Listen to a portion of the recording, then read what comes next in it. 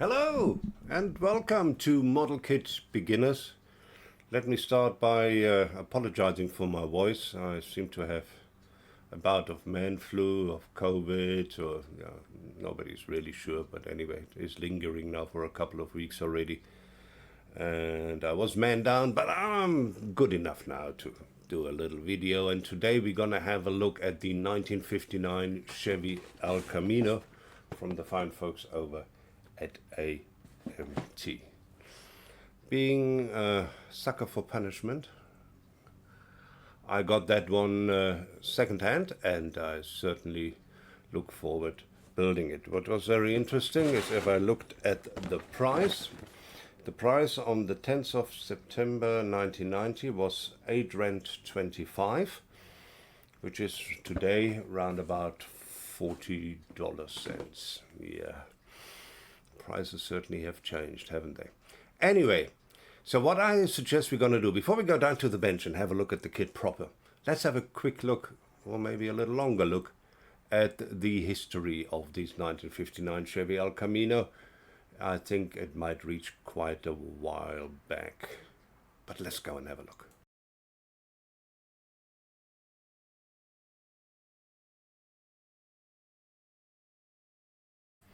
So here is our little Chevy El Camino. This particular repop, that's what it is, came out in 1989. Not quite sure what's changed from the former. It's also an AMT Ertl, actually. And here is the history, and as you can see, it is an extended one. The first one came out in 1964. That's that one. It was a 3-in-1. And you could customize it to your heart's content. Pretty cool. Love the box art. Very, very nice. 3-in-1 customizing kit from AMT. It was at that time because it ping-ponged to AMT Ertl, back to AMT. The latest one, look at this. Latest one is a pure AMT kit, again, is Chevy El Camino pickup with custom camper. Now that's cool. I would love to get that. Came out in 2023. Had a couple of new parts, obviously, being a camper, so that's very new. Haven't seen that here in South Africa yet, but then things do come a little bit later here, which takes a bit longer.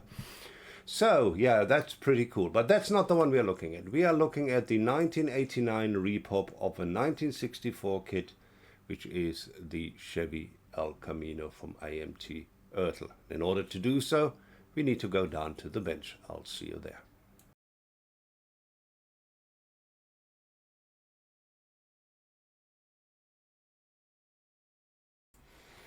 So here we are with the 1959 Chevy El Camino from AMT Ertl, which apparently is a unique classic.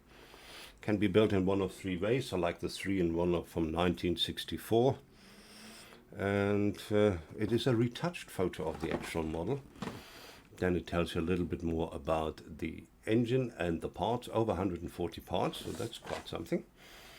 Then know about the body design and what Chevy did, and the different versions you can build, at least 2 of them. And here's that famous price tag from September 1990, and there's the same, nothing at the bottom. So let's open it up. Right, and here we are. This is the instruction sheet. We put that to one side. Beautiful body.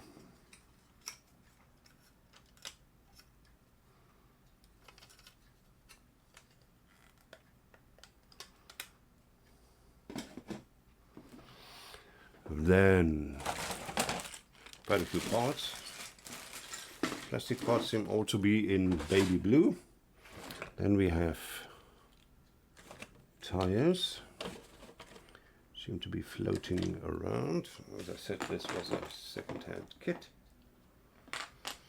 Right, and then we have transparent parts. Seems to be in a non-standard plastic bag.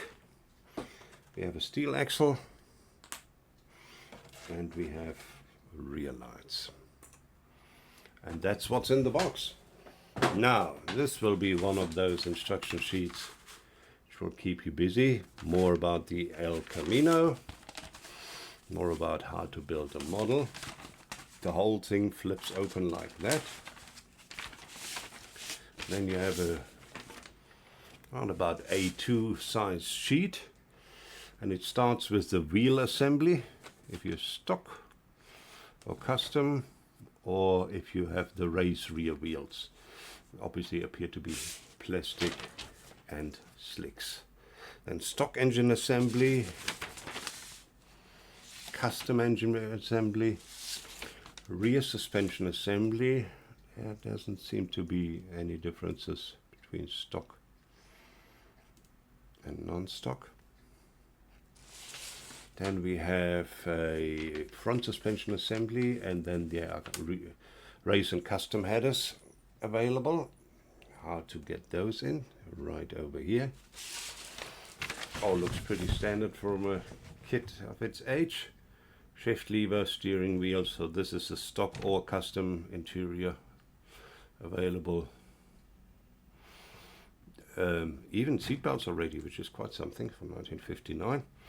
And then the custom interior mainly has the T-handle and an extra tachometer and a dash ornament, as they call it. Then engine compartment assembly right over here, and then the body assembly right over here.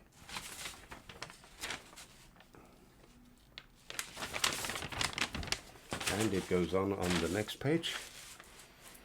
Goes the stock and drag truck bed assembly, and a custom truck bed assembly, which seem to be different.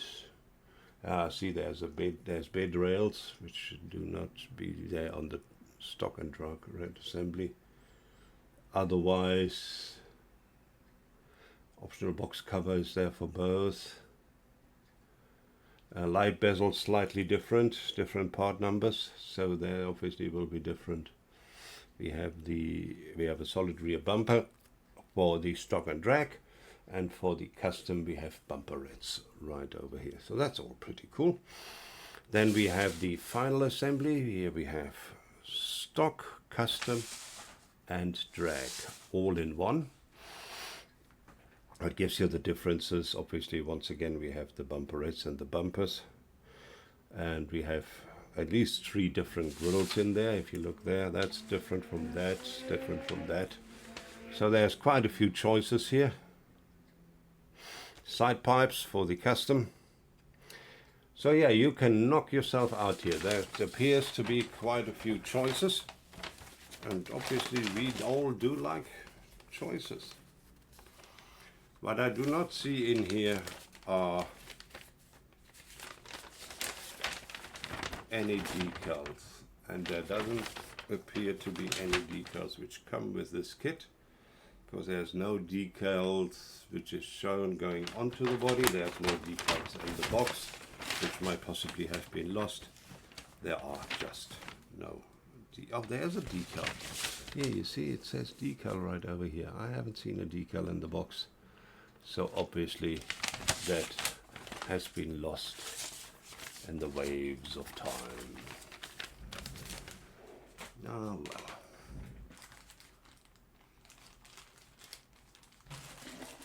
I have enough of old decals around which we can have a look at. Now let's have a look at the tires. Quite a few tires around here.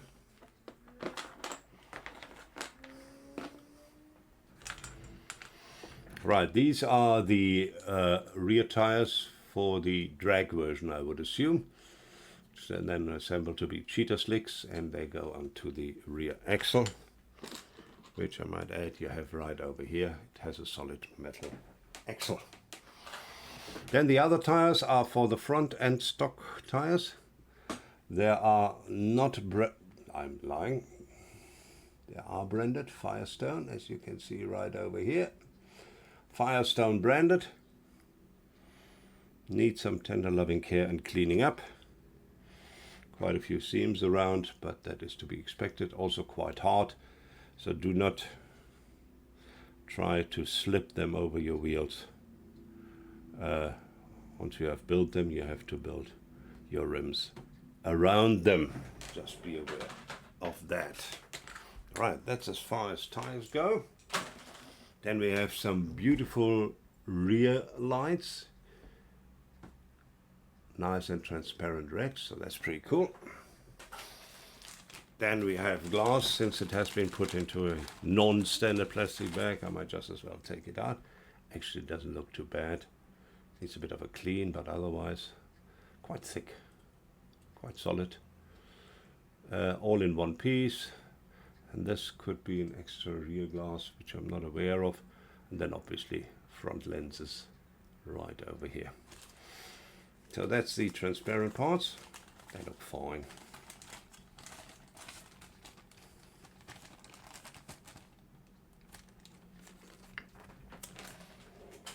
Then we have a couple of chrome parts.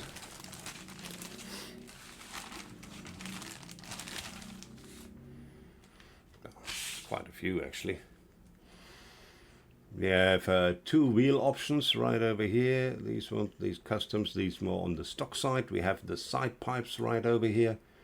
We have that grill, and that grill. So we have three different grills here. We have valve covers, chrome valve covers if you're into that. These are the bumperettes, I would assume. And headlight covers for the double headlights, if you rather have that. There seem to be different headlight buckets. Oh yes, because on the box art we have seen there are some of these swivel torches. Then some printed, that's for the interior. Let's get you a bit closer. Here we go. And there is a number plate of sorts. We even have chrome air filters if that's what you want, that kind of stuff. So quite a bit of chrome. The chrome itself, not too bad actually, but the attachment points as usual are the problem. So some of the parts like the lights and stuff have attachment points which you either touch up or you have to dechrome and rechrome it. That obviously is whatever you are most comfortable with.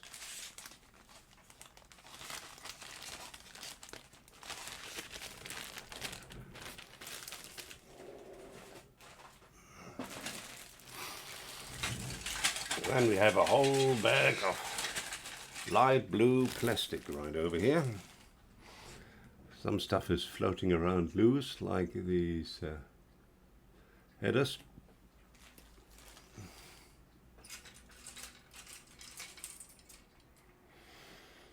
Right, let's have a look at this. This is the engine right over here. I must tell you, it's not full of flash.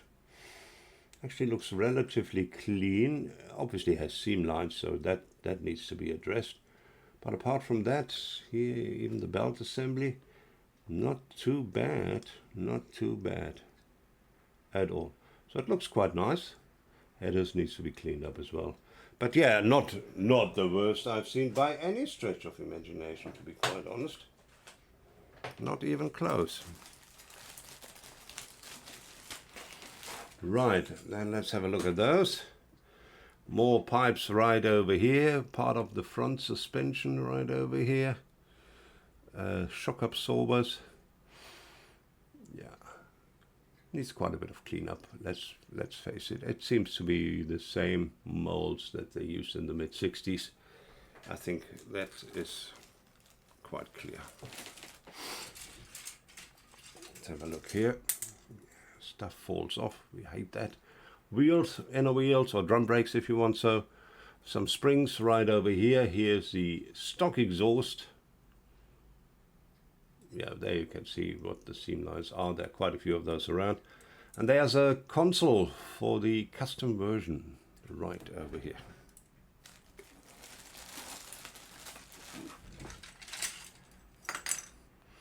There are another engine. Obviously we have two engines, depending whether you build the stock or the custom or the drag version.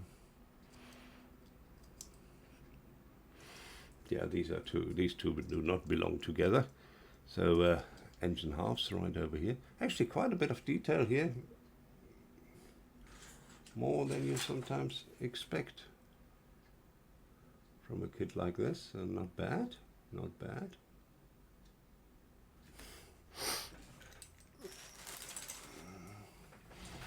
Then we have this one here.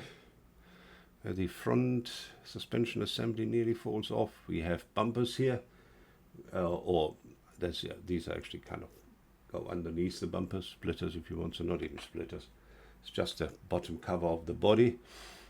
We have battery, we have rear axle assembly right over here. This seems to be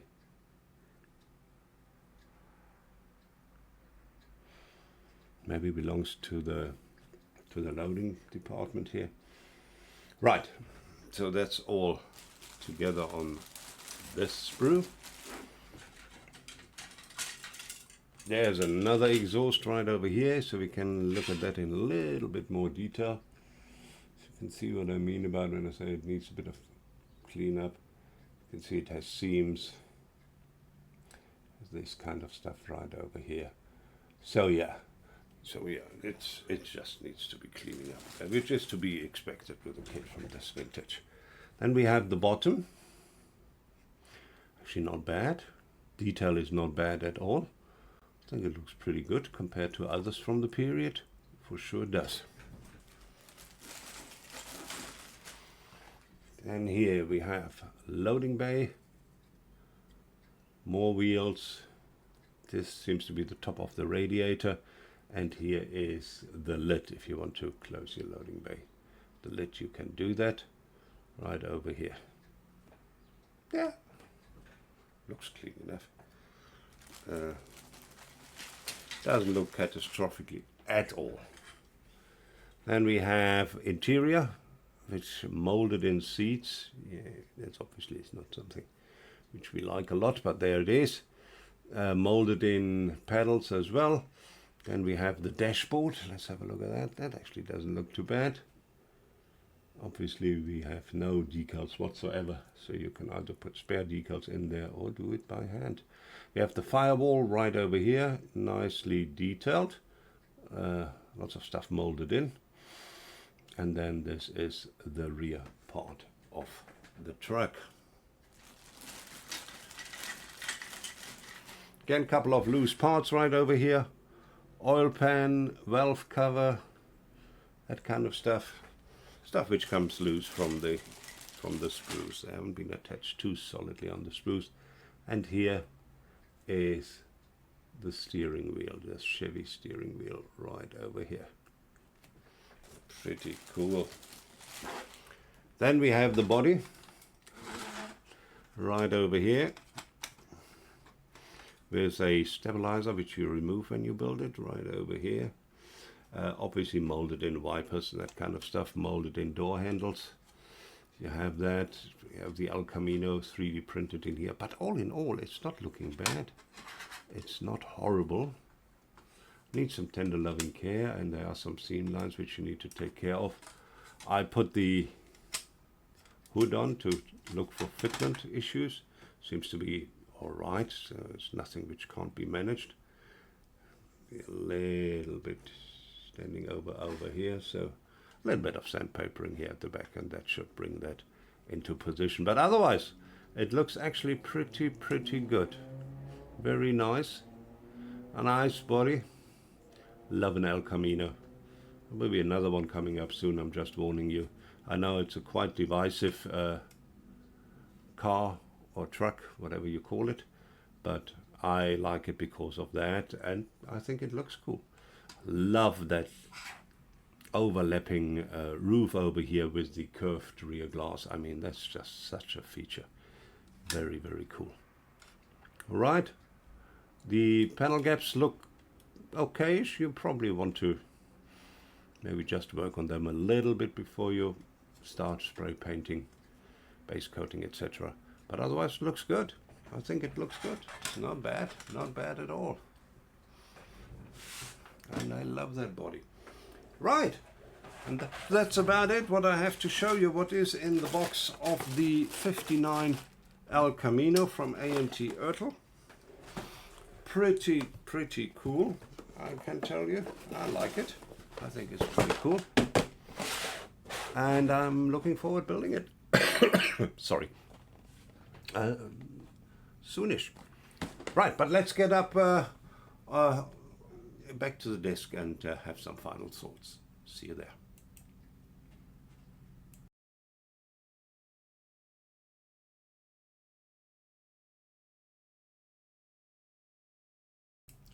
And here we are back upstairs, having had a look at the El Camino, this particular box from 1959. One of the iconic El Caminos which came out at the time. Very, very cool model. I like it. I really do. I like the box art a lot with the rails, which you can see there at the back. So pretty cool. Really, really nice car. The kit is originally from 1964, and I think for that it is actually a pretty good kit. Obviously not comparable to anything coming out in the 2020s, but for 1964 that's a pretty cool kit. And if you have a chance to get hold of one and get it at a bargain like I did, don't think twice, get it. I think it will be a fun build to have. Thanks very much for popping in. Hope you guys enjoyed that. I certainly enjoyed showing the kit to you.